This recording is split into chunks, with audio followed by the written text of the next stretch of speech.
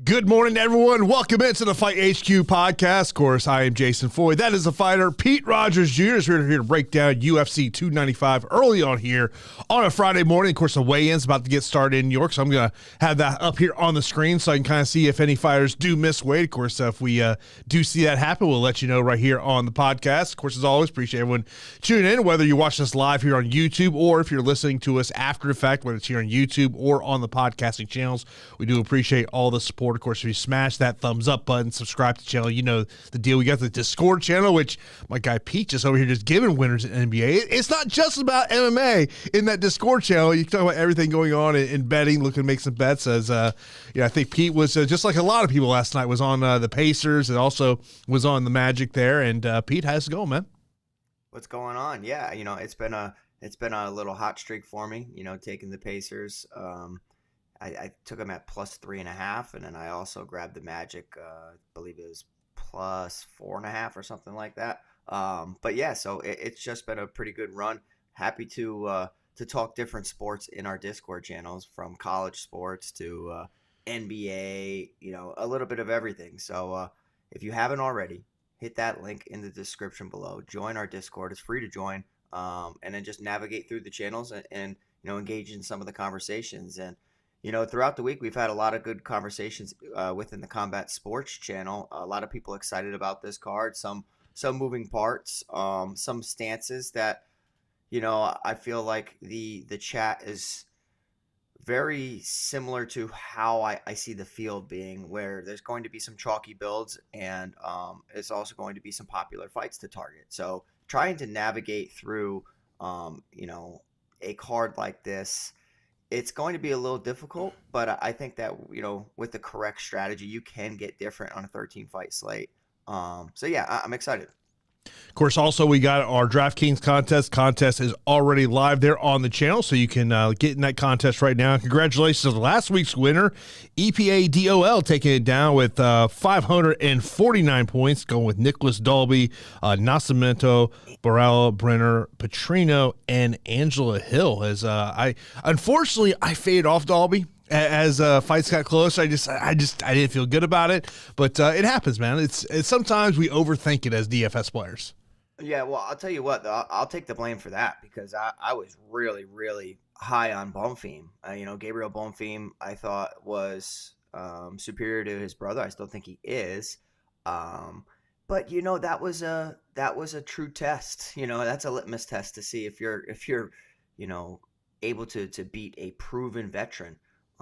I thought that Dalby's durability at times is in question. I also thought that, even though he's a solid grappler, I really thought that Bonfim was going to be able to do it. And I do remember you telling me that your cash punt of the week was Dalby. And I kind of talked you off of it.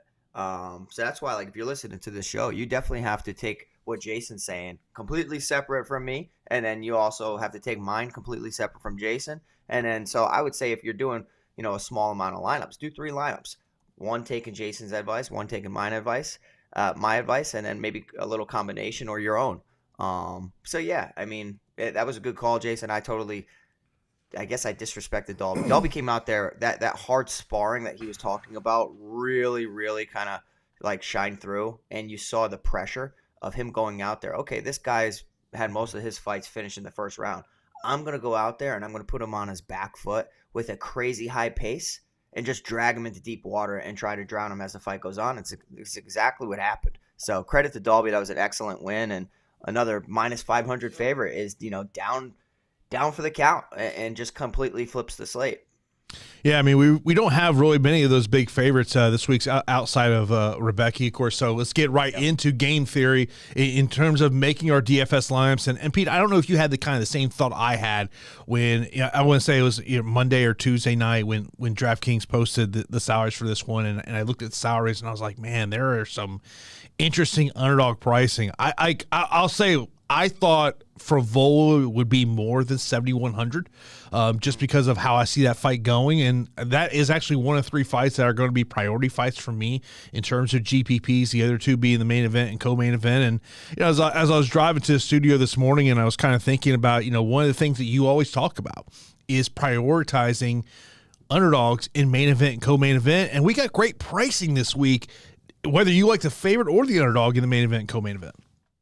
Yeah, I mean the odds and the salaries for the main event make it a very popular build, a very popular fight to target.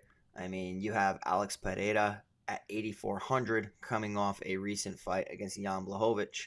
And then we have Jiri Prochazka sitting there at 7,800 coming back off of a major injury. So you have it, 2 5-round fighters at 8,400 and 7,800. If they go out there and have an absolute war where Jiri Prochazka and Glover Teixeira did, I remember that stack ended up taking down the optimal lineup and it ended up taking down the tournament. I don't foresee that happening. I foresee somebody getting finished here. But the salaries in itself are going to, attract a ton of ownership. It's going to be very difficult to get away from it. The co-main event between Tom Aspinall and Sergei Pavlovich, heavyweight division for interim title. So we have 5 rounds to work in a volatile division that tends to not go the distance. I don't care what we saw against Jailton Almeida and Derek Lewis. That is an anomaly. This fight between Sergei Pavlovich and Tom Aspinall is most likely going to be finished inside of 2 rounds.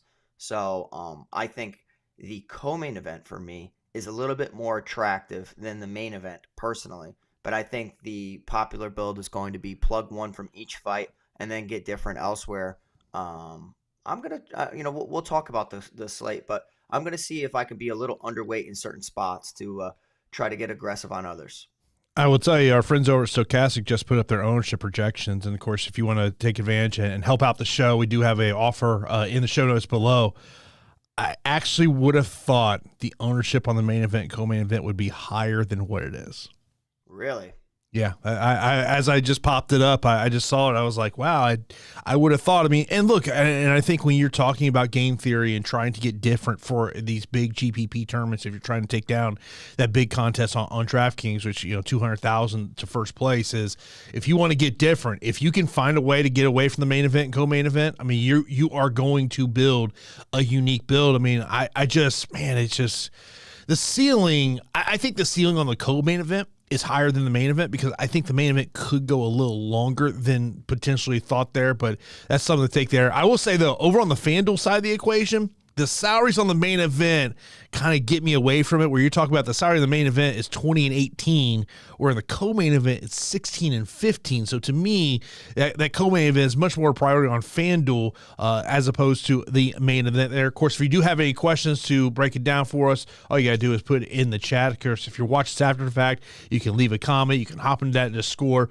Myself and Pete will get back to you in terms of that one. But Pete, let's get right into these fights. Let's get right into the main event. It is the light heavyweight title matchup. You got the former champion Jiri Prochazka coming back from that shoulder injury. Now he takes on Alex Pereira, who looks to become a 2-division champion in only 10 MMA fights, which is just a crazy stat here. Of course, Alex is a minus 125 betting favorite, plus 105 for Jiri, 8,400 for Alex, 7,800 for Jiri. $18 on FanDuel, $20 for Alex here. And this is, and before the show, me and Pete were kind of talking about this one, and this is a fight that I think could go either way, Pete. I mean, I heard this great question on the Anakin Florian podcast this week, and it was, out of the 4 fighters in the title fights on Saturday night, who is your most confident pick?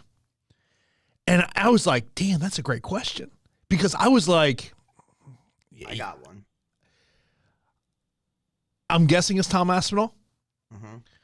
Ray Longo picked Sergei Pavlovich, which, I mean, we'll get into that one. A lot of questions kind of on both sides that way. But like when I look at Alex and Jiri, what scares me the most about Jiri is coming back from a major surgery. I mean, let's talk about when he got this injury. Dana White is talking about he might retire.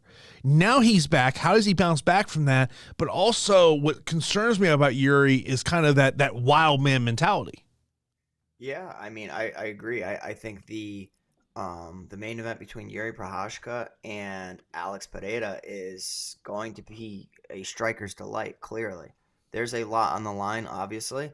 Massive implications for both to win this fight. If Alex Pereira can pull it off, I mean, you're talking about one of the best combat sports athletes of all time. Just because of his crossover from kickboxing to now MMA.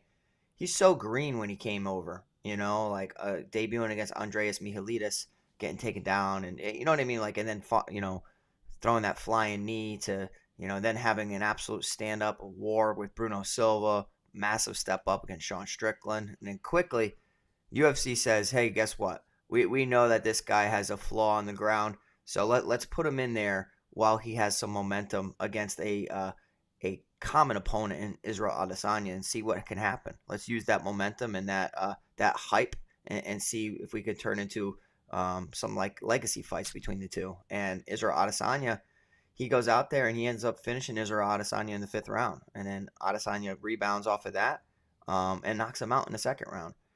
Then we just saw him decide to transform from a middleweight to a light heavyweight. I truly believe he's always been a light heavyweight who was just killing himself to get down to middleweight.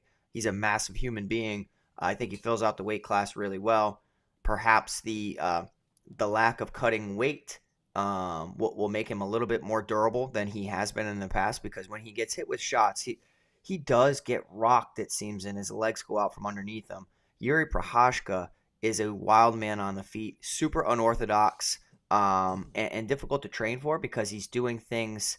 He's not as sharp as Alex Pereira, who's so fundamentally sound. Jiri is tricky and weird, and his punches come from odd angles.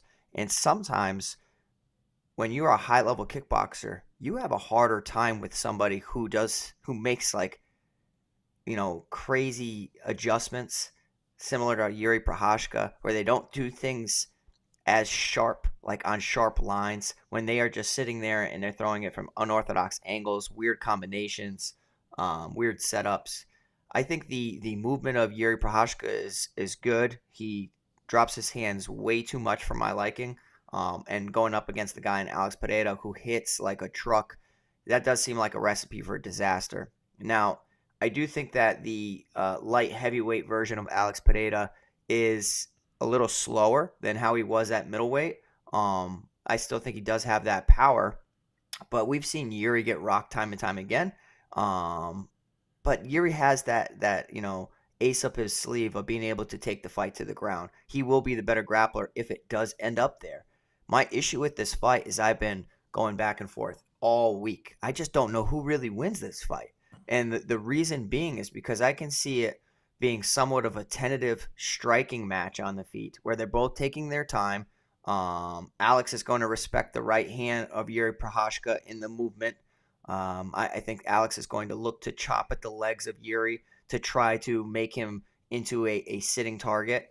And then I can actually see somebody winning round 1, it going back and forth, and then it be somewhat of a low-scoring fight, just because of it's a flip of a coin if somebody's lights are going to get shut off. So yeah, I'm going to have a portion of my lineups avoiding the fight in case, let's say, Alex Pereira dominates him for the first 2 rounds, and then in the 3rd round, Jiri Prochazka takes him down and subs him or hits him with a right hand. A 3rd round victory at that price tag doesn't necessarily make it optimal. So with all that being said, the layoff, the injury, the lack of activity, and the defensive flaws, it's a slight lean to Alex Pereira to pull off the victory here. But I would be fooling you if I said I wasn't worried about this matchup, and I can't make a stand on either one. I'd rather make stands on other fights on this card. I think this is a very, very close fight, and truly, I don't think many people know what's going to happen. So it's a slight lean to Alex Pereira, but all in all, it's a nice fight to target because of the salary relief. Yeah, I mean, the one thing when we look at the betting side of this equation, Pete, is I'm looking at that over 1.5 rounds. And, of course, here in the state of Florida, the Hard Rock app just went live, so I'm just looking at the app right now. Over 1.5 rounds, minus 150. Look at our PrizePicks. PrizePicks has set this line at 9 minutes. And I think that's kind of it's a good number.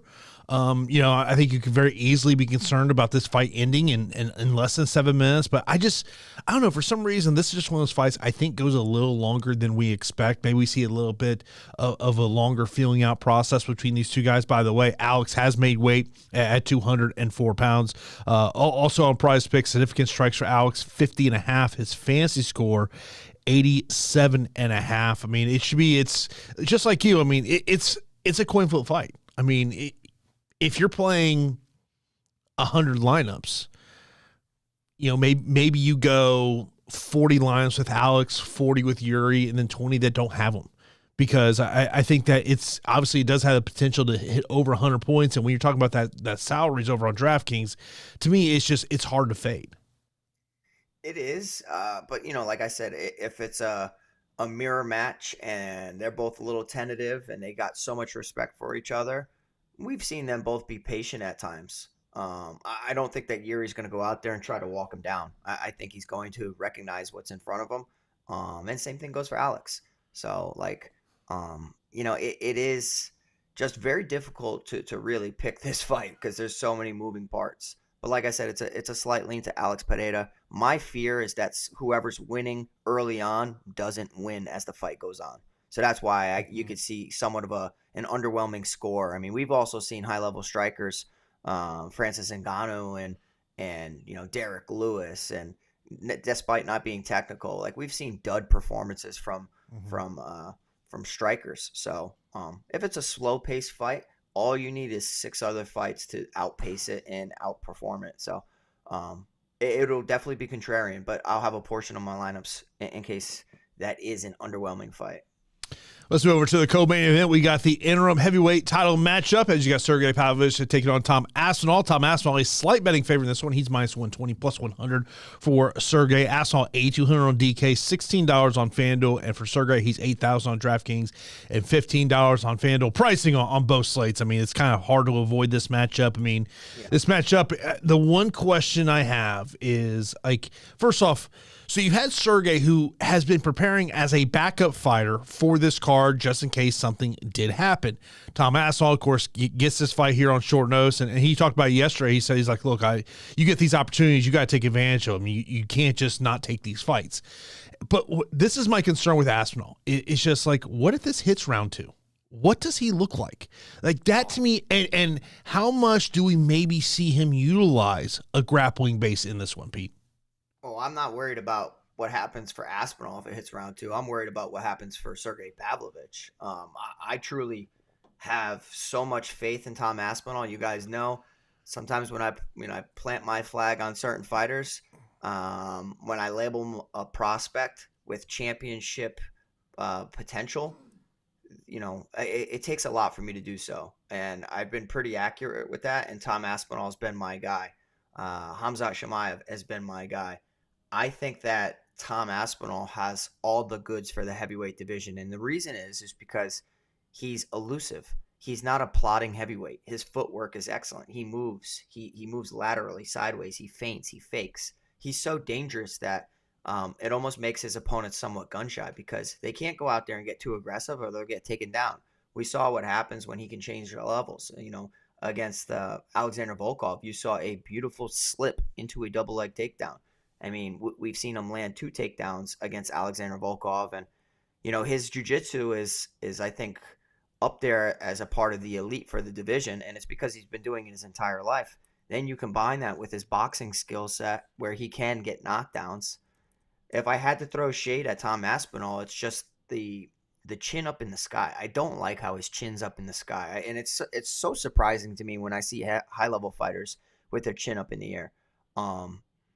Him going out there and bombing leg kicks and looking a little nervous against Curtis Blades, I didn't necessarily like that because it kind of looked like he was going to get countered. It was a freak injury. But I think that anytime you get close enough to Sergei Pavlovich, you're playing with fire there. It's pretty easy for me to see what you need to do against Sergei Pavlovich. All of his UFC fights have ended in the first round. You need to survive round 1, take him into round 2. I don't think he's the same guy at all.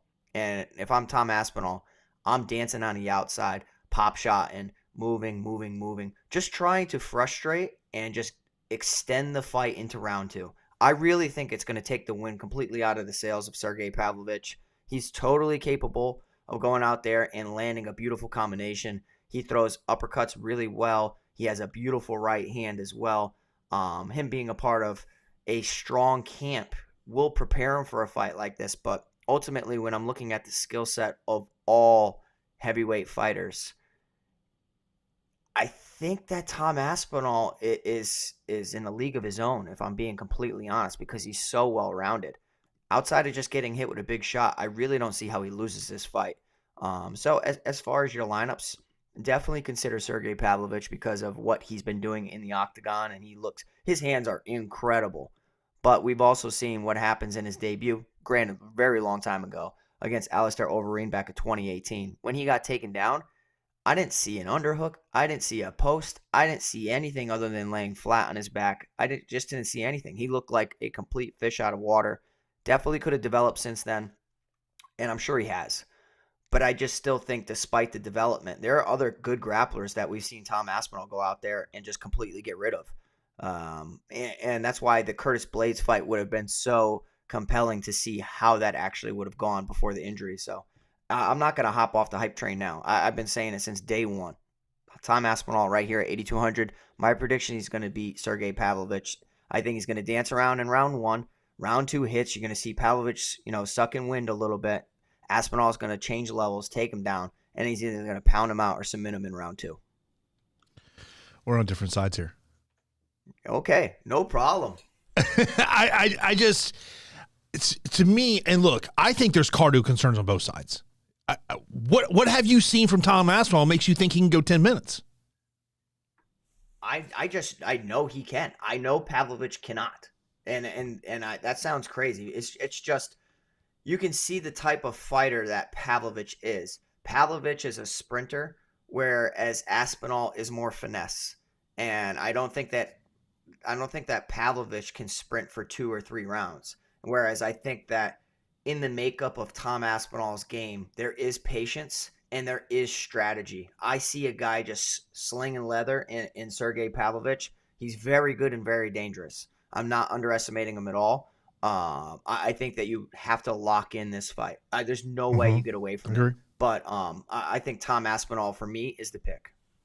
Look, it's just we haven't seen Tom Aspinall prove that yet. Like we talk about, there's unknowns in the fight game. Yeah. What does a minute 10 Tom Aspinall look like? We've seen Sergei go 5 rounds in his career. He has gone 5 rounds. So like that to me, it's an unknowns. I think you got to get to both sides, but you tell me I got to pick one way or the other. I think Sergei, and I'll say this, you're going to call me crazy. He might be out of the 4 fighters in the main event, co-main event, maybe my most confident play. Yeah, all right. I'm the opposite. I think that Tom Aspinall is my most confident play. I don't like the fact that Aspinall is taken out on short notice. So or shorter notice than Pavlovich. Pavlovich has been ready and preparing for as a backup. So I don't like that for Aspinall. But I just think that he's just got more tools. And as long as he doesn't go out there and try to sprint with the sprinter, I think he'll be okay. No doubt about it. Let's move over. Next up, we got a female matchup. We got Mackenzie Dern taking on Jessica Andrade. Mackenzie Dern is a minus 210 betting favorite. Jessica Andrade is plus 175. Dern, $9,000 on DK, $19 on FanDuel. Andrade, she is $7,200 on DK, $11 on FanDuel. And, Pete, as much as, this is the one thing, it's kind of, and obviously throughout this year, I've been critical of Jessica Andrade, why are you taking these just tough-ass fights back to back to back? Well, we found out this week why that is. She is going through some financial issues, going through a divorce. Of course, Mackenzie Dern's gone through a divorce. She talked about she's still dealing with the financial aspects of that. And, it's the one thing with Jessica Andrade, and I know that you're probably going to try to tell me I know what your thoughts are on this fight, but to me, while she's still young in this game, she's had a ton of UFC experience. I just feel like we're on the downside of her career, Pete.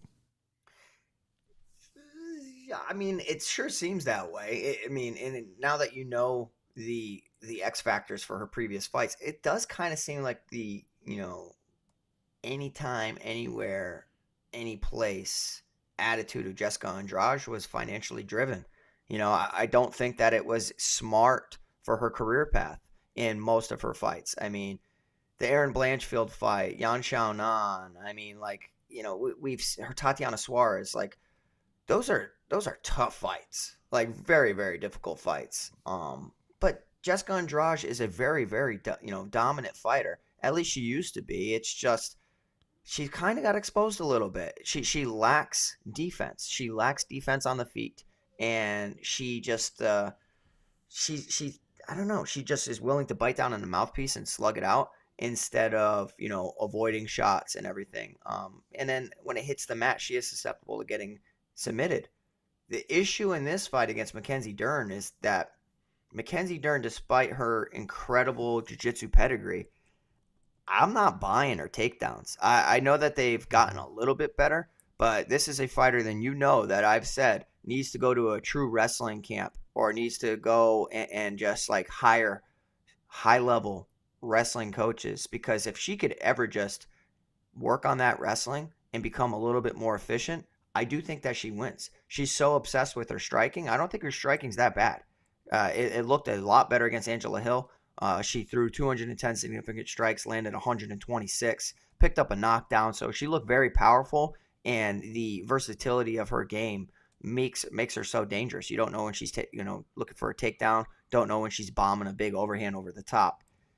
I do think, though, that if she focused more on her wrestling, that she can win rounds a little bit better. I think in women's MMA, physicality is a big, big factor and one of the most deciding factors that we should take into consideration. Jessica Andrade is clearly the more physical fighter between Mackenzie Dern and Jessica Andrade. I understand that Jessica Andrade has fallen on hard times.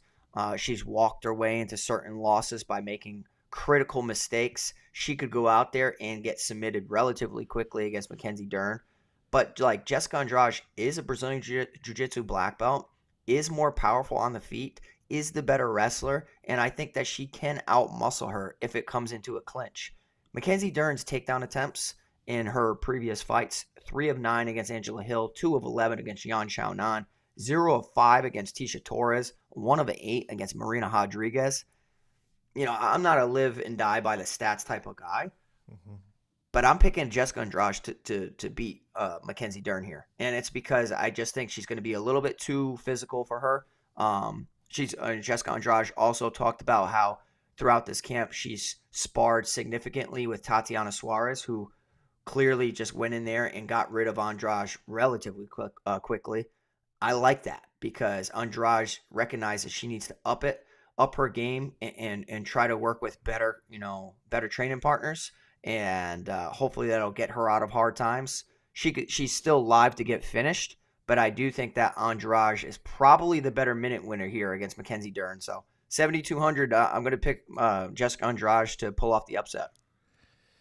Yeah, I can't trust Jessica Andrade at this point in her career. I think we're starting to see a downside. I mean, look, and I think you bring up some great points about Mackenzie Dern. I've never looked at her as hey, she's going to grab a single leg and take you down. Now, if she does get Jessica Andrade to the ground, that does become interesting. But I still I think Mackenzie Dern is a play. Actually, I think the more than 10 fight time minutes on PrizePicks does stick out to me in terms of this one.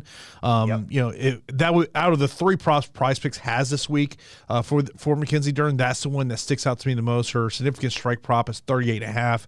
Her fantasy score is 90.5. But I think that 10 fight time minutes, going more than 10 fight time minutes, is a way I'd want to attack that over there. Next up, we got a matchup in the lightweight division. You got Benoit Saint Denis taking on Matt Frevola. Frevola is a plus 185 betting underdog, minus 225 for Saint Denis. Saint Denis 9,100 DK, 21 on FanDuel. Frevola is 7,100 on DK and $10 on FanDuel. And I was listening to Frevola's interview on the Anakin Forian podcast this week, and and obviously he's kind of gotten a lot of kudos this week for taking this matchup. Obviously he would prefer to get a ranked guy in this situation, but he kind of he mentioned about it. He's like, look, Saint Denis is a wrestler. He wants to grapple in this one, but like when I saw the price tag, Peter, 7,100 for Frevola, and I can't get Matt Frevola fights right. I'm on the wrong side every time with this guy. Yeah. But that $7,100 price tag, as I look at that under 73 below on DK, he's the guy that sticks out to me the most. I think he's going to be one of the most popular underdogs, and I do think that DraftKings kind of mispriced him a little bit. This is a winnable matchup for him against Benoit Saint Denis, who sometimes defensively is just irresponsible. Benoit Saint Denis' wrestling, in my opinion, is what's going to make him so dominant in this division. Whenever he can get a hold of you, he outmuscles you, he outworks you. Great pressure, great control, good ground and pound, good submission skills. I think that's clearly his bread and butter. On the feet, he throws a really hard left kick to the body, which is great. But as he's backing up his opponents to the cage, you notice that his hands drop and he engages into somewhat of a 50-50 slugfest. I don't like that when I see him going up against Matt Frevola. And the reason why he does that is he's either going to throw hard enough to knock you out, or he's going to throw hard enough to make you want to, try to counter him. And the second you go to counter him is when he changes levels.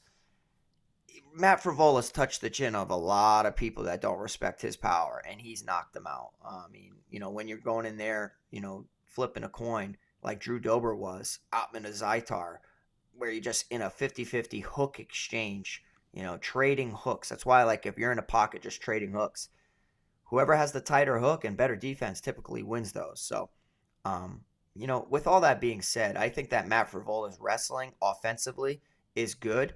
Defensively, I think it's okay. I think he'll stuff some of Benoit Saint Denis' takedown attempts, but I do think that Benoit Saint Denis is a big, big guy and really physical in this matchup. The power edge, like the one hitter quitter, I'll probably throw that towards Frevola, whereas Benoit Saint Denis is kind of like an attrition fighter where over time he starts to break you down, and we've seen him get fighters out of there and break some of the top guys like Thiago Moises. He just went in there and just completely outclassed them.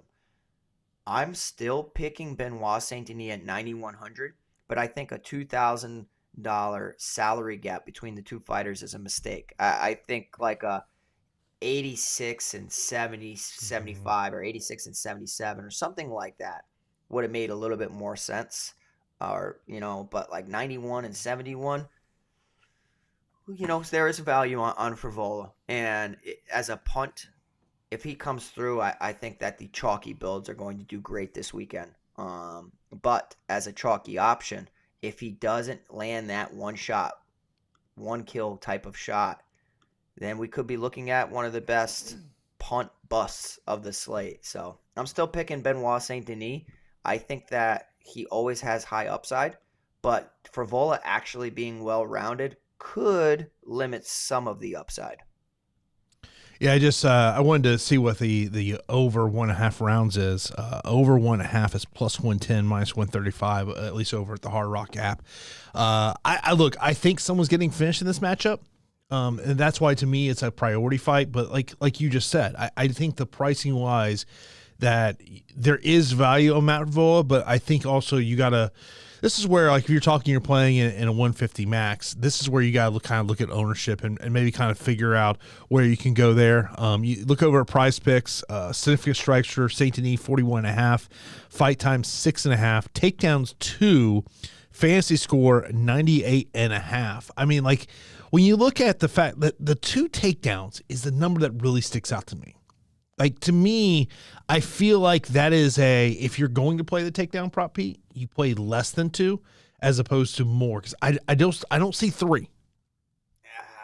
It's tough. I mean, he just needs to get one around. I mean, but that means he'd have to win each round. Not necessarily, but most likely. It's a tricky fight, and I kind of view this fight the same as the main event, where you can make an argument for either one. Despite the crazy gap, I think personally that Matt Frevola is going to, get a little bit outworked and outmuscled in certain positions, but that doesn't mean that he can't defend. It's just over time, I think that the bigger guy is going to win out. So I'm having a hard time. I'm expecting Frevola to have more ownership than what I'm seeing right now, because if he's at that low ownership, I'll probably easily double that all day long. By the way, interesting graphic I see on the UFC weigh-in show. Daniel Cormier's top 5 scariest fighters in the UFC. Alex Pereira, Sergei Pavlovich, Yuri Prochazka, Merab Dvalishvili, Khamzat Chimaev. Come on. Merab's scary? I mean, I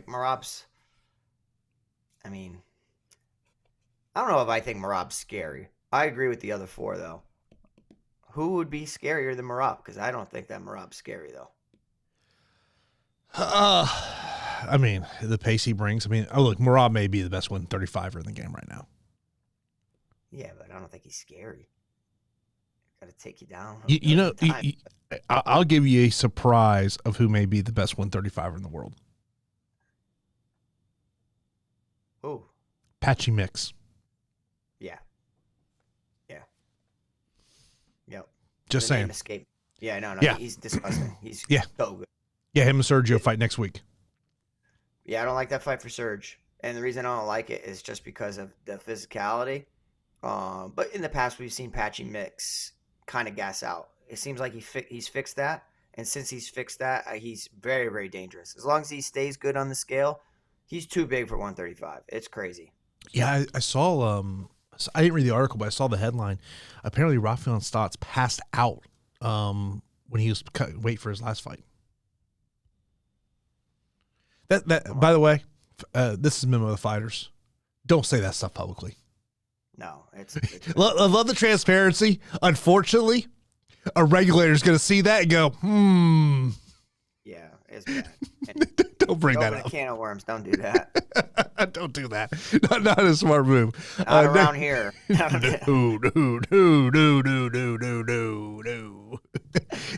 That regulator pays attention to headlines. I'm saying fighters. Just saying. Hat tip to the fighters.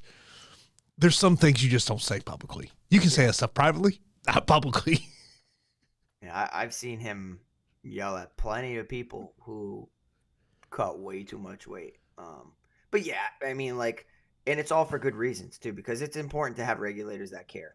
I want regulators that care for the health and safety of fighters and also the longevity of the sport. I mean, all you need is people to start doing things the wrong way, and who knows, maybe the sport could get changed. I mean, we are finally in the public eye within the past 10 years, and it's become the most popular sport in the world.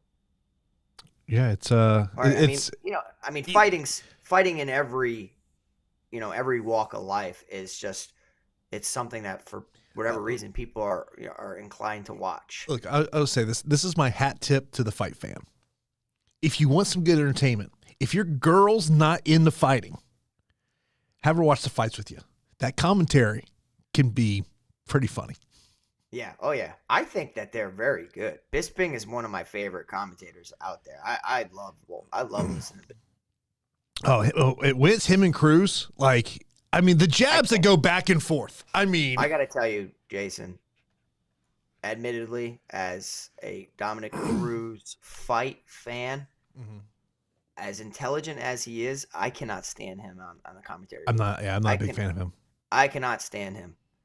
No matter what, he criticized, like, he's just like, nobody on the panel can say anything slightly negative about a fighter without him blowing a gasket. And then, like, just, I mean, I don't know. I just can do without him. I'd much, back in the day, I really loved listening to Frank Mir as a commentator. I thought that he was a phenomenal commentator that never really got the shine. Brian Stan was a phenomenal commentator. I think Paul Felder's a very good commentator. So yeah, I mean, they got some of the best minds out there. Laura Sanko, Laura Sanko is very good as well. But Dominic Cruz, for whatever reason, he pushes my buttons a little bit. Yeah, I'm not a big one on him. So over to our next matchup, we got Pat Sabatini taking on Diego Lopes. This is -115 for Sabatini and -105 for Lopes. Sabatini 8,300 on DK, $15 on FanDuel. Lopes is also $15 on FanDuel. He's 79 over on DraftKings.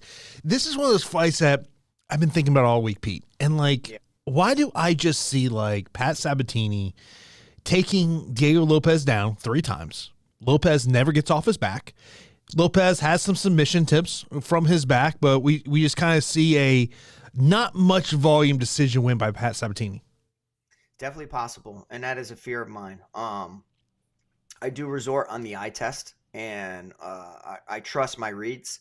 When I see talent, I can see when it's mediocre talent, and I can also see when somebody's special. And that's when I saw Tom Aspinall and Khamzat Chimaev.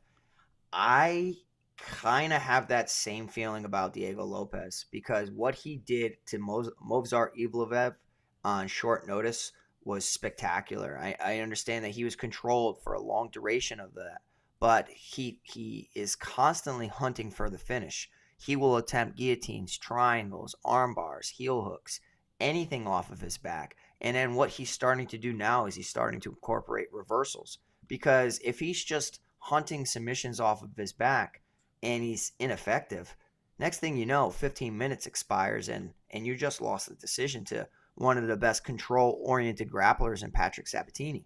Pat Sabatini is a very, very good grappler, as evidenced in his UFC career, but outside of that as well. In his debut against Tristan Connolly, tough fighter, went 1 of 5 in the takedown department, but had 10 minutes of control time. Tucker Lutz, 5 of 11, 10 minutes of control time. TJ Laramie, 6 of 10, 8 minutes of control time. So, like, there is a fear of mine that Diego Lopes gets taken down, plays jiu-jitsu off of his back in an MMA fight, possibly is ineffective with submissions, and does get, decisioned out of there. But when I play MMA DFS, if I'm doing a short number of lineups, I'm playing for upside. And I do think that as far as underdogs on the slate, Diego Lopes has some of the best upside. We saw what he did to Gavin Tucker out there, and he basically threw himself into a flying triangle, which then resulted into a triangle armbar combination. And it was really quick and very, very good. I've seen Pat Sabatini get caught in an armbar where his arm broke or dislocated on the regional scene in result of a loss. But I don't even know if it gets to that point, Jason. I think that, like, on the feet, I have a sneaky suspicion that Diego Lopes just knocks out Pat Sabatini, who does have a striking deficiency, especially defensively. Does seem like he gets hurt pretty easily. He got front kick KO'd by Damon Jackson with follow-up shots. We've seen him dropped against Jamal Emmers. Whenever he's fighting, I'm constantly worried about him getting hurt and finished. And I do think that the true, well-rounded skill set of Diego Lopes has higher upside. So Pat Sabatini, probably a contrarian decision win. If I bet him, it's going to be via decision. But as far as like DFS lineups, get to both of them. But I think the high upside lies with Diego Lopes. I actually think that he knocks out Pat Sabatini here at 7,900, and I think he's going to be pivotal for the optimal lineup this week. Yeah, I mean, as I was looking at PrizePicks, the one that stuck out to me was a fight time at 10.5, and just kind of having this thought process of Sabatini just utilizes grappling, and this fight plays out on the ground going more than 10.5. Significant strikes 25.5, and fantasy score 71.5. If you like Pete there, just take the less than 71.5 as pizza. And look, I don't. It's not a fight I don't want to get the Pat Sabatini just because I think there's not a great upside in terms of, trying to get 100 points here, but we'll see what happens there. Next up, we got a flyweight matchup. Steve Erceg taking on Costa. Costa a plus 165, betting underdog minus 195 for Erceg. Erceg a 600 on DK, $17 on FanDuel. Costa is 7,600 on DK and $12 on FanDuel, Pete. Yeah, so, I mean, like, I'm interested in this fight. I actually think that the camp of Diego Lopes and Alessandro Costa is on the way up. You have Diego Lopes as the jiu-jitsu coach for that gym. Alessandro Costa is a big guy for the flyweight division, muscle-bound guy, very good power, very good jiu-jitsu as well. His durability, though, is somewhat in question. I know that he took the fight against Amir Albazi on short notice, but we did see him rebound against Jimmy Flick and get a nice finish there. But I don't really hold a lot of weight in that win. Steve Erceg is a guy from the regional scene into his UFC debut that completely surprised me. Not surprised me. Surprised is the wrong word. Impressed me. Erceg really impressed me because his debut was against a ranked fighter, and he came in and he looked really good, similar to Diego Lopes. And on the regional scene, we've seen Steve Erceg maintain such a high pace, a very, very high pace.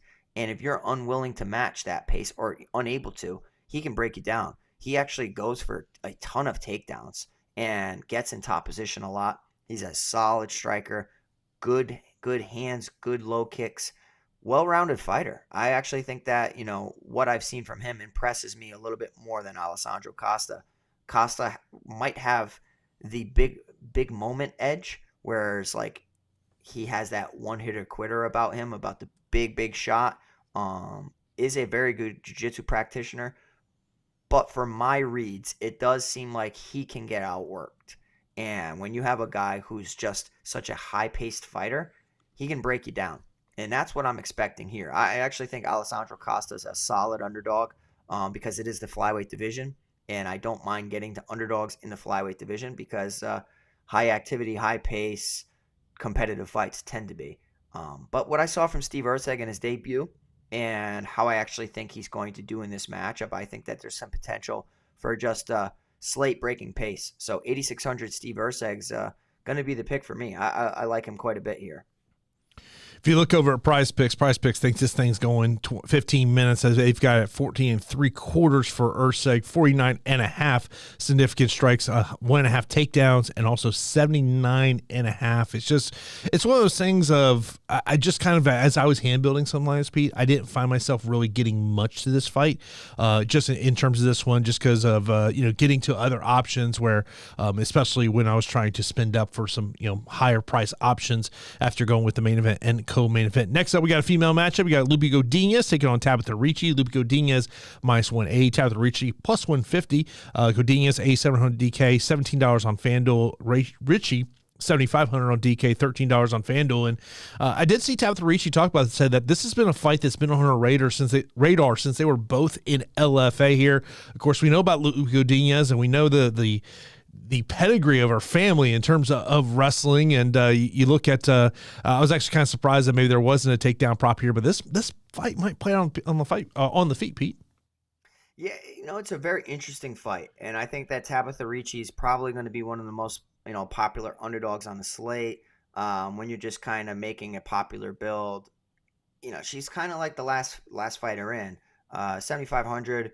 She's come through time and time again because of her takedown upside. She's solid on the feet, nothing spectacular, but it's her high volume takedowns and solid control that wins her a lot of bouts. 5 of 11 in the takedown department against Maria Oliveira, 5 of 10 against Poliana Viana, 4 of 5 with Jessica Penne, 3 of 8 against Jillian Robertson. Now, of all those fighters in that conversation, I don't think that any of those have the wrestling credentials and the wrestling skills that her opponent, Loopy Godinez, has. I think that Jillian Robertson is a fantastic grappler, not the best wrestler. Whereas Loopy Godinez is much more wrestle first and then incorporate some grappling. So I think that the jiu-jitsu edge is in Tabatha Ricci's favor, but I think the striking overall hands in wrestling lies with Loopy Godinez. I don't think that either one of them are going to go to Takedown City and just completely rack up tons of takedowns. I think that 2 wrestlers are going to go in there, and there might be some clinch fighting, but I think ultimately it's going to be a 15-minute back and forth striking affair, semi-low volume, not necessary for lineups, because I do expect Loopy Godinez to win 2 of the 3 rounds. But like I said, I think that Tabatha Ricci is a fine underdog to consider. I just lean towards Loopy Godinez winning a decision here against Tabatha Ricci. Yeah, I mean, I like Loopy Godinez in this one as well. My only concern, though, is really that fantasy score upside of, when you're talking about, especially in these bigger GPPs where, Yeah. I'm trying to get 600. You need 650 points. You just know that's what you're going to need there. So I just don't know if it's one that I want to get to. Next up, we got Rebecki taking on Roosevelt Roberts. Roberts step up here on short notice, returning to the UFC. By the way, Roosevelt Roberts is one of 6 fighters who has not weighed in yet. He's a plus 500 betting underdog. Rebecki is minus 800. Rebecki 9,600 on DK, $23 on FanDuel. And for Roberts, he's 6,600 on DK, $8 on FanDuel. And Pete, one of the things like Roosevelt Roberts, I don't know how you trust him. I think that's my biggest thing here. Yeah, I might have been too high on this guy because I remember saying that he was good. I remember saying that he was very good. I completely underestimated his opponent, Kevin Kroom, who I still don't think is good. But the one thing that Kroom does have is very good power and good, front headlock submissions. So what happened is he hurt Roosevelt Roberts with an overhand, snatched up the neck. Next thing you know, Roberts lost as a huge favorite in that bout. And then, we've seen just Roberts kind of lay an egg in multiple fights. Jim Miller, for whatever reason, got into a grappling situation with him and got a little too overzealous, a little too overconfident, looking to pound him out, left his arm extended, and ended up getting submitted. We see the Kevin Groom fight. It happened so quickly. He was basically a minus 400 favorite in that bout. Against Ignacio Bahamondes, he got outworked on the feet, attempted 12 takedowns, didn't land a single one, and then ended up getting highlight reel KO'd by a spinning hook kick, which was absolutely incredible from Ignacio Bahamondes. We've seen Roosevelt Roberts pick up a quick win on the Ultimate Fighter with good straight punches. I think that his length and his straight punches can give most fighters problems. But outside of that, I don't trust his durability. I've seen him get hurt and rocked and knocked out multiple times. And then, defensively, when it comes to defending takedowns, I just don't trust him to do so, because if he resorts to just going after the neck and he's unsuccessful, he puts himself in a bad spot. We've seen him get taken down and controlled against other fighters. I think that Roberts has above average jiu-jitsu. I think that he has below average wrestling. And I think that Mateusz Rebecki here at 9,600, training a part of American Top Team, was already set to fight on this card. He's already been preparing at American Top Team. I think that Rebecki's in a fantastic spot, and he's looked like an absolute animal in the UFC. Slightly disappointing performance against Nick Fiore. Landed 3 or 4 takedowns. Had 8 minutes of control time. Still scored 104. But the previous fight that he just had against Loik Rajabov, where he followed up the Nick Fiore performance, he went in there and got a second round TKO. Scored 122. Just absolutely burying leg kicks. Had 2 knockdowns, a submission attempt. I think that Rebecki's pace is just too much to handle. He throws a very good overhand left that I think can have a ton of success against a tall Roosevelt Roberts. Roberts stands way too tall for my liking. He's very susceptible to shots over the top because he throws a lot of straight punches with solid pop behind him. But as a shorter fighter, Rebecki just needs to be timing something over the top. I think double leg takedowns are too explosive for Roberts.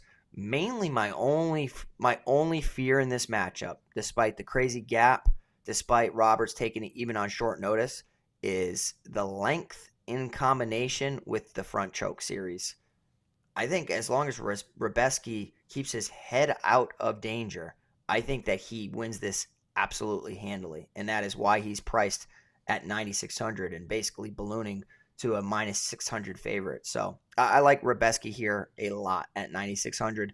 And I think that he has high finishing upside. Even if he doesn't finish, you can see him go to the takedown well over and over. He's just really well-rounded and a part of a good camp. Yeah, I mean, to me, it's not an issue of getting to Rebecki because of the other lower 8,000 salaries you can get to. You look at main event, co-main event. Maybe if your pump play is Jessica Andrade or Matt Frevola, it's really easy to get to that path. So, but to me, I just do not trust Roosevelt Robertson in this situation. Stepping on short notice. We'll see if he makes weight. As I did mention, he is one of 6 fighters who have yet to weigh in. Just refresh the old Twitter app here and see if anything has changed, but nothing yet. By the way, Jiri has made as well, so the main event is official. Next up, we got Sadykhov taking on Borshchev. Borshchev is a plus 110 betting underdog, minus 130 for Sadykhov. Sadykhov 8,500 on DK, $16 on FanDuel. Borshchev 7,700 on DK, $14 on FanDuel. And when you talk about when you listen to other people I consider sharp minds in this industry, it looks like a lot of people are looking at the Sadykhov in this one. I like Sadykhov as a fighter.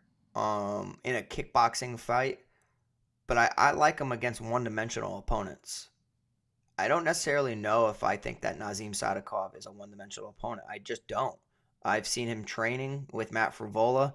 He's taking Matt Frevola down, which I don't think is good for Frevola when he's going up against Benoit Saint Denis, but also like Nazim Sadykhov, the fact that he has wrestling is so bad for Sadykhov Borshchev here. Borshchev, excellent power, very good hooks, digs to the body, just a phenomenal striker. Part of a good camp in Team Alpha Male, and it takes a while, man, to round out that part of your game. I do think that the jiu-jitsu is non-existent, whereas Nazim Sadykhov has a clear, massive advantage if it does hit the mat. You saw him trap the arm of Terrence McKinney en route to a rear naked choke. It looked fantastic. I know Terrence McKinney is a gasser, but McKinney's skill set on the ground completely outweighs what Borshchev has. I think Borshchev is a great striker. That was, evidence in his fight against Mahashate. I just don't know if this guy can defend takedowns. And I think it's going to be competitive on the feet. We've seen Nazim Sadykhov get hurt, but I do trust in Nazim Sadykhov to get the fight to the ground. I really do. He even took Evan Elder down. So I'm going to go with Nazim Sadykhov at 8,500. And my thinking is that he incorporates the takedowns. Slava Claus is going to force his hand because Slava's a very good grappler. Very good striker. But this is a sneaky fight, man. I think that this fight, if you target this fight one way or another, it allows you to get the proper construction. Slava Claus, high KO upside. Nazim Sadykhov, he has KO upside as well, but also tremendous grappling upside against a guy who was taken down 20-something times or something against Mark Chikasi. I'm going to go with Nazim Sadykhov here at 8,500. Yeah, that's the one thing. You talk about a Team Alpha fighter, male fighter, getting taken down that much, but he's the striking coach at Team Alpha Male. Throw him out. I'm surprised Uriah Faber didn't throw him out upon that. You disgrace the name. They have a drill there at Team Alpha Male. God, Andre Feely told me about it. It's basically like it's a wrestling tournament essentially every day, and in my head I'm like, there's no way Slava Claus is ever getting past the first round. Yeah, I was going to say, does he show up for that day? Because is he the official? Yeah, right. Right. Is he just watching? And I actually, that's something. Whereas high level fighters, I've trained with a lot of them. Yeah, they don't. Some of them don't like working on their weaknesses, even though it seems as obvious as can be. They just don't. Because they have an ego, but also they have a fear of looking bad against amateurs and looking bad against guys that aren't on their level. So despite putting the pride to the side, they just, for whatever, that's why I think Uriah Faber just forces his hand. I just think that he's a kickboxer learning the sport of MMA, and I can relate to that. It takes a while. Oh, yeah. No doubt about it.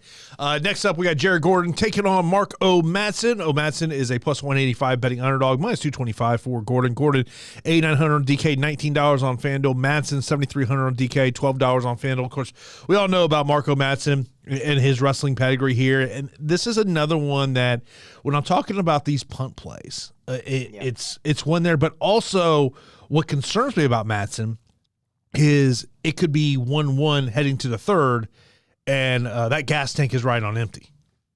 Yeah, I don't trust Marco Madsen here at all. Jared Gordon, a friend of mine and my roommate when I was out in New Mexico at the BMF ranch. I think Gordon's good. I really do. I think that he throws at a pretty high volume, pretty high clip.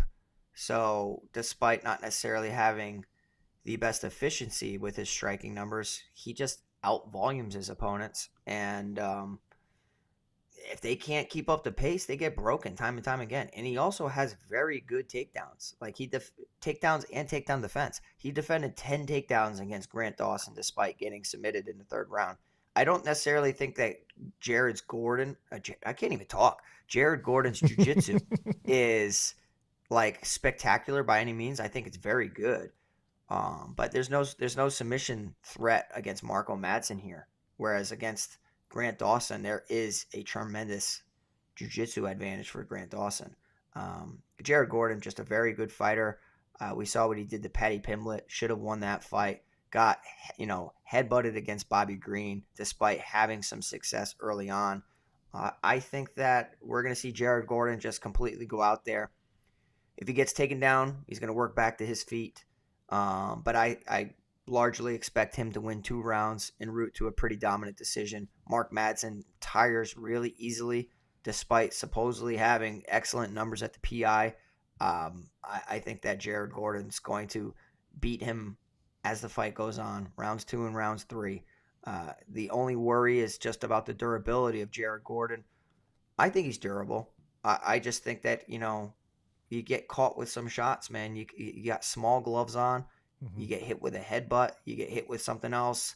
I think that Jared Gordon is going to be durable enough to get this decision win here at 8,900. And he's at a sneaky salary where if Mark Madsen has a complete collapse in his cardio, we could see a huge score, especially if he can get a late finish. So, yeah, give me Jared Gordon. I mean, we've seen what he's done to excellent grapplers in the past, like Chris Fishgold scoring 120 points in a decision win. So, Jared Gordon here at 8,900 I think is a solid play, but I understand the underdog shot with Mark Madsen due to his Greco-Roman wrestling and power. Yeah, I mean, it's just one of those things of, like, if you're playing Marco Madsen, I think your thought process got to be is somehow you can utilize that wrestling to get Gordon out in the first, second round. I mean, that to me, if this fight hits the third round, it would be one of those things of, if this fight hits the third round and you live in a place where you can live bet on fights, I'd be looking, what is that live betting on Jared Gordon, because I would think he would take it over there in round 3. Yep. Next up, we got a matchup between John Castaneda and Kung Ho Kang. By the way, this is a catchweight matchup of 138 pounds. This is not something that happened during fight week. This has been scheduled for this way. Minus 135 for Castaneda. Kang is plus 115. Castaneda, $8,800 on DK, $17 on FanDuel. Kung Ho Kang, $7,400 on DK, $14 on FanDuel. This is one of those, Pete, I think is a sneaky GPP fight. Yeah, I think it's a sneaky fight as well. I've been going back and forth, and I was trying to talk myself into a Kyung Ho Kang underdog shot. For me personally, I'd much rather find $100 and spend up from Mark Madsen to Kyung Ho Kang, because I think the floor of Kyung Ho Kang is higher. I even think in this matchup, John Castaneda to Kyung Ho Kang, I think that the floor of Kyung Ho Kang is higher than Castaneda. And the reason I say that is because of the pace and the volume that we see Kyung Ho Kang operate at. He goes to the takedown well. His takedowns are very unorthodox. He's a dynamic fighter. He's well-rounded. I do think that he is susceptible to eat some left hands from John Castaneda, who should be the better striker in this situation. Castaneda is no slouch on the ground. He's a Brazilian Jiu-Jitsu brown belt or black belt, gets takedowns in his own right, can defend when people are trying to take him to the mat. What I'm seeing is Kyung Ho Kang having some success. And if he can have the success early, can he keep it going throughout the duration of the fight? Can he have continued success? And that's what I kind of been wrapping my brain around. And I'm like, I don't necessarily know if he can. I think that John Castaneda is going to edge him out. But I think it's going to be a competitive fight. So I don't hate the Kyung Ho Kang underdog shot. I think that if he does find success with the takedowns, he's an excellent underdog here at 7,400. But I just see the striking of John Castaneda, the volume and the angles and the takedown defense being a little too much for Kyung Ho Kang, who's been somewhat just getting by on some of these fights.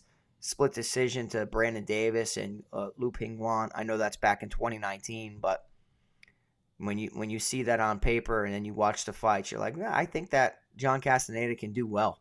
So I'm picking Castaneda to win the fight, but like I said, I think that, you can get exposure to both sides and you won't. I don't hate it, but my official pick is John Castaneda to win via decision. Yeah, I just think it's one of those things of, and you always talk about looking at ownership projections and maybe trying to find these fights, and this is one of those fights that I'll be really paying attention to see where ownership projections go over the next 24 hours. Next up, we got Joshua Van taking on Kevin Borges. Borges is a plus 190 betting underdog, minus 235 for Van. Van, $9,200 on DK, $21 on FanDuel. For Kevin, he's $7,000 on DK and $9 on FanDuel, Pete. I like this fight. I like this fight from a viewing aspect. I think that Joshua Van really surprised me in his debut against Zhalgas Zhumagulov. Man, I could never get that guy's fights right. I mean, I was always trying to pick him in certain underdog spots or even in slight favorite spots. And he might be one of the most disappointing UFC signings that in recent memory. Just cannot get out of his own way. Even in like the UFC's throwing him a bone, Joshua Van looked very good. Threw 234 significant strikes, landed 120, defended 4 takedowns, attempted 2 takedowns. I just like the volume and the pace. I mean, it's the flyweight division. What else do you expect? There should be a high-paced fighter in there, and Joshua Van looked good. Kevin Borjas on the Contender Series throws with good volume. I actually, won a bet by placing it on him, and he goes to the head and the body. But if you can vary your attack and you can mix in takedowns, I mean, I think that this guy is low level, bottom of the barrel UFC. I think that Joshua Van, from everything I've seen from regional career to debuting in the UFC, I think it's going to be competitive on the feet. Joshua Van might even hurt Kevin Borjas. If he can't hurt him on the feet, look to him to resort to some takedowns, which I think is a sneaky path to victory here against Kevin Borjas, who has some of the worst takedown defense in recent memory. So 9,200 Joshua Van, I think that he is one of the best contrarian 9,000 options, getting away from a Benoit Saint Denis perhaps, going down from a Rebecki, Jamal Emmers, spending up a little bit for Mackenzie Dern. I think that he is a very good fighter, and I'm picking him to win here. So I'm picking Joshua Van to beat Kevin Borjas in a very high-paced fight. Yeah, I always talk about that when you talk about these high-end options of finding that one that does not have that ownership. And, really, it's kind of interesting to me that the two guys at 9,000 range that I was kind of really looking at are two guys that are getting the least amount of ownership when we're talking about those 9,000 options. The other one being Jamal Emmers taking on Denis Bazooka. Jamal Emmers is about his 275 betting favorite plus 225 for Bazooka. Bazooka 6,800 on DK, $9 on FanDuel. Emmers 9,400 on DK, $22 on FanDuel. I do this thing on a podcast called Best Bets. Yeah. And Denis Bazooka's never lost by stoppage. And Jamal Emmers has not gotten a stoppage win in the UFC. I think Emmers is going to get his first UFC stoppage win here. Oh, interesting. I don't think that Emmers is going to lose this fight. I think that he checks so many boxes in this matchup against Denis Bazooka. Granted, you got some hometown fighters, Denis Bazooka, Nazim Sadykhov, Matt Frevola. We'll see how they do. And just because somebody's fighting in their hometown doesn't mean I'm going to back them. I definitely don't like Denis Bazooka here against Jamal Emmers. I'm picking Jamal Emmers all day long. I think that on the feet, he's a good fighter, very good fighter, good puncher, has power, but it's the wrestling that I think is just a complete difference maker. I think that you watching what he did to Jack Jenkins in that bout, I know he was slightly inefficient. I shouldn't say slightly, very inefficient. 1 of 6 in the takedown department, 4 minutes of control time. I think that Denis Bazooka has worse grappling than Jack Jenkins. So, I think that Jamal Emmers at 9,400 is a sneaky salary. I think that he can hurt him on the feet, take him down, and possibly submit him. I don't like targeting the New York fighters from Serra-Longo to get subbed because I know that Matt Serra has these guys super prepared. But like Jamal Emmers has a very good arm triangle that he has attempted on the regional scene. But yeah, I think that Emmers is a parlay piece. I don't see how he loses this fight outside of getting hit with something stupid. And if you would like to get a sure win with possibly less volatility, I think that you go from Rebecki down to Jamal Emmers. But I like them both. I still have Rebecki 1, Jamal Emmers 2. But yeah, I think that Emmers is a fantastic bet this weekend.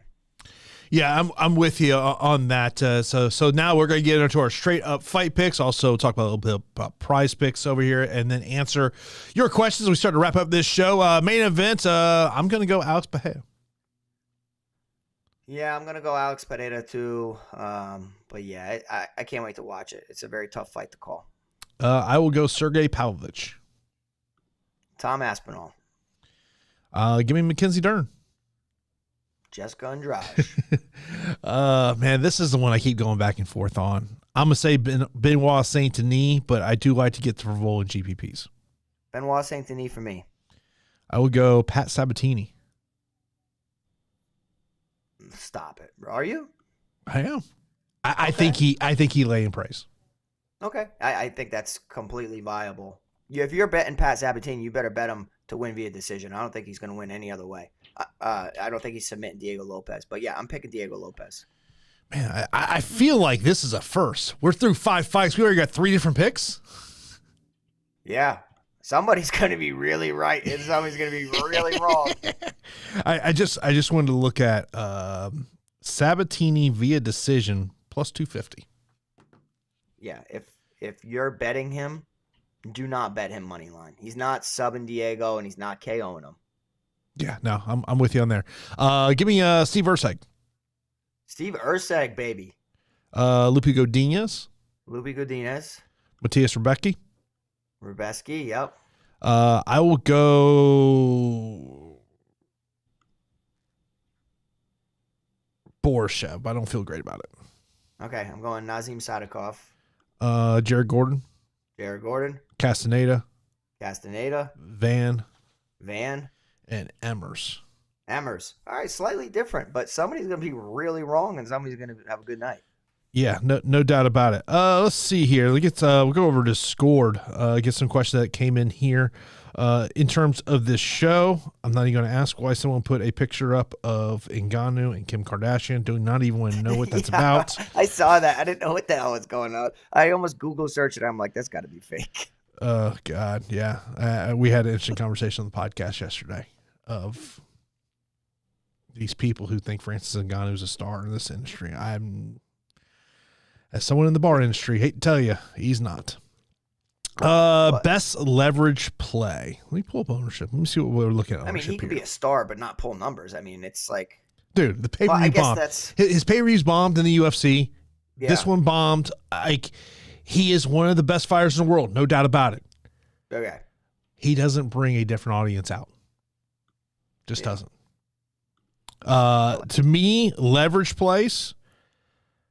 I'll give you a favorite, John Castaneda. It's a good leverage play. It is a good leverage play. And I like it when you give leverage plays that are favorites. Wow, yeah, he's a big leverage play. Yeah, no, exactly. I think it's Castaneda and Emmers. When you're talking about favorites, those are your leverage plays of the week. As we sit here on a Friday morning. I love it. Yeah, you're right. Obviously, that could very much change. Best takedown upside. Let's see here. I got several. I think you look at Saint Denis, Aspinall. Yep. Emmers, Rebecki. Yeah. If Godinez goes the route, Sabatini goes the route. There's a couple out. Madsen. Sadykhov. Yep. There's definitely some options there in terms of that. Rank the 9K options. So our 9K options this week are Dern, Saint Denis, Van Emmers, Rebecki. I think I would go Emmers, Rebecki, Van, Saint Denis, Dern. I think they have it correct. Rebecki, Emmers, Van, Saint Denis, Dern. And the only reason Benoit Saint Denis is lower is just because it's a competitive fight. Mm-hmm. And I put confidence attached to my rankings too. Like, how confident am I? I can actually see like Matt Frevola pulling it off too. So that's why he's kind of down on my bottom end. Next up says, this week has very fair pricing, which means we can basically do whatever we want with our lineups. What is your advice to get different but still capture upside this week? I feel a lot of lineups are going to look similar, maybe somehow fading the main event, co-main event is the play. I mean, look, I think that in terms of getting different, getting away from, I think of at least one of the title fights, I think getting away from both of them becomes a really tough because like I'd much rather get more ownership in the co-main event than I would the main event, just because I think it's the co-main event's a boom bust. I mean, let's just call it what it is, Pete. I mean, the reality is the fight's ending likely within 5 minutes. Yeah. It could hit round 2, but but you brought up a great point earlier on the show. We talked about the main event is the last thing you want is a third round finish. Yeah, exactly. I think for me to get different, I don't think that you could avoid both the main and co-main. That gets you really different. Sometimes people get a little too cute. To me, that's a little too cute. I personally, if I had to fade one of them, I would fade the main event. And the reason is because I think it's so tough to call, and there is a possibility of it being a slower paced striking affair with respect. And whereas I can almost guarantee you that the heavyweight bout is finished inside of 2 rounds. Next up says value plays under 8K on DraftKings. Now, I mean, look, he's under 8K, but I would not consider it a value of Jiri because, I mean, he's going to have decent ownership. Outside of him, I think you made some great points about Diego Lopes, if he can keep the fight on the feet, potentially knocking out Pat Sabatini.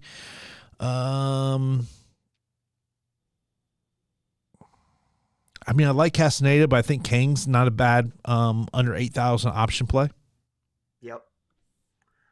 Yeah, I mean, like for me, if I'm excluding the main event, Diego Lopes is going to be one of my favorite underdogs on the slate.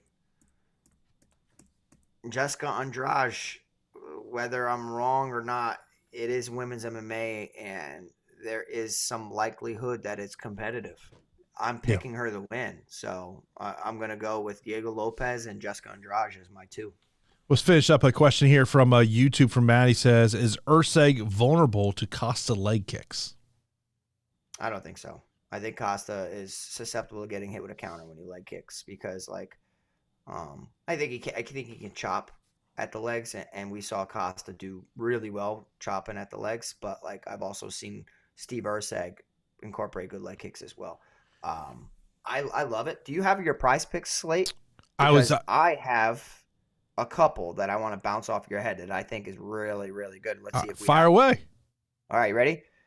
Steve Erceg over more than 1.5 takedowns. I like it. He goes for so many. I think he's going to get it. Jamal Emmers, more than 1.5 takedowns. My fear is if it just needs only one. That's my fear. That's one of the ones that I have highlighted. And then my final, if I did a trio, Steve Erceg, more than 79.5 fantasy score. That's another one. That's another one. I mean, I'll tell you, the ones other 2 that I had labeled were both fight time props. More than 10.5 fight time minutes on Pat Sabatini. More than 10.5 fight times on Nazim Sadykhov were the other 2 that I mentioned. I mean, other ones I find intriguing over at PrizePicks. I'm kind of intrigued in going more than 9 fight time minutes on Alex Bahia. More than 10-minute fight times on Mackenzie Dern is another one.